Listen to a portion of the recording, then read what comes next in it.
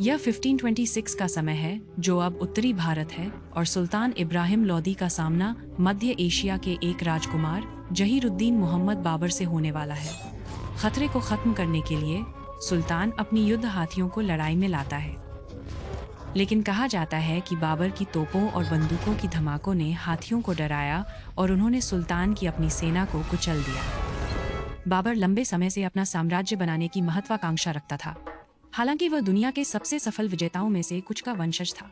वह मध्य एशिया के कई महत्वाकांक्षी राजकुमारों के बीच पैर जमाने के लिए संघर्ष करता रहा। इसलिए उसने भारत की ओर ध्यान केंद्रित किया, जहां उसके वंशज रहे और मुगल साम्राज्य का निर्माण किया। साम्राज्य, जो प्रारंभिक आधुनिक दुनिया के सबसे समृद्ध और शक्तिशाली राज्यों में से एक था और वैश्विक जनसंख्या का लगभग 1/4 हिस्सा था।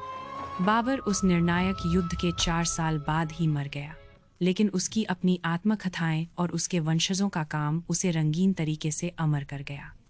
उसकी बेटी गुलबदन ने अपनी आत्मकथा में याद किया कि बाबर, जिसने हाल ही में शराब छोड़ दी थी, एक नए निर्मित तालाब को शराब के बजाय नींबू पानी से भर दिया। उसके पोते अकबर ने बाबर की कहानियों की शानदार लघु चित्रकारी बनवाई। एक चित्र में साम्राज्य के संस्थापक को उसके शिविर में घोड़े पर झुके हुए नशे में धुत दिखाया गया। यह अकबर था जिसने मुगल शक्ति को मजबूत किया।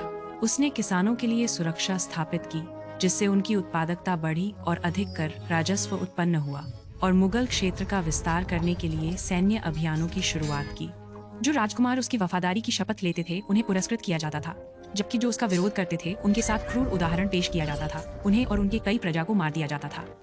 डवर्स द्वारा संचालित